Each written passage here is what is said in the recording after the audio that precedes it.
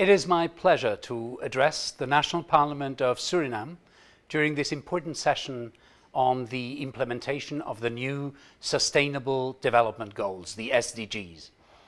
A decade of progress has transformed Latin America and the Caribbean. As the deadline for the Millennium Development Goals approaches, the region can show significant progress in the achievement of the MDGs.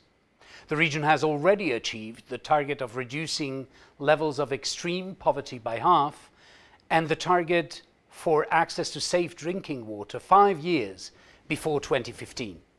Just between 2002 and 2012, around 62 million persons were lifted out of poverty and around 70 million joined the middle classes. Latin America and the Caribbean is the only developing region about to reach the goal of halving the number of people without basic sanitation.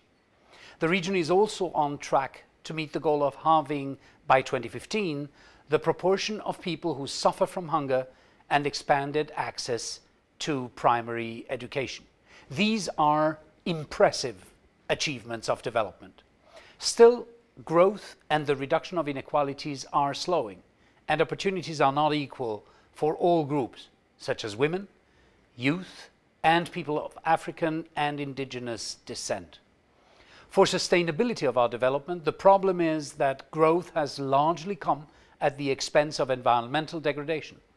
In nations and regions whose economies are fueled by tourism, changing this unsustainable course is of paramount importance for the future.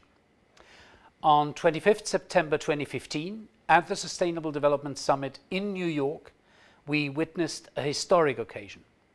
Over 150 world leaders adopted 17 new Sustainable Development Goals as part of the 2030 Agenda for Sustainable Development that will take on the unfinished business of the MDGs, while at the same time caring for the planet and looking for prosperity, but prosperity for all. This agenda is universal, as it touches on both developed and developing countries, based on the principle of common but differentiated responsibilities, and the principles of peace and governance as key for development. As a citizen, I am proud of the ambition, scope, depth and courage which our heads of state and government have shown in the process of designing the 2030 Agenda.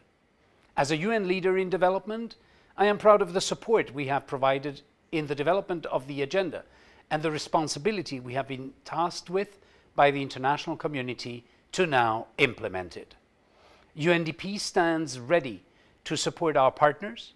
We work in more than 170 countries and territories, helping countries develop policies, leadership skills, institutional capabilities and build resilience in order to sustain development results. UNDP has 5 decades of experience leading the UN's development work, providing knowledge, practical expertise and a legacy of trust. We help countries eradicate extreme poverty and roll back inequalities and exclusion. We act on 3 fronts to achieve development that is sustainable, inclusive and resilient.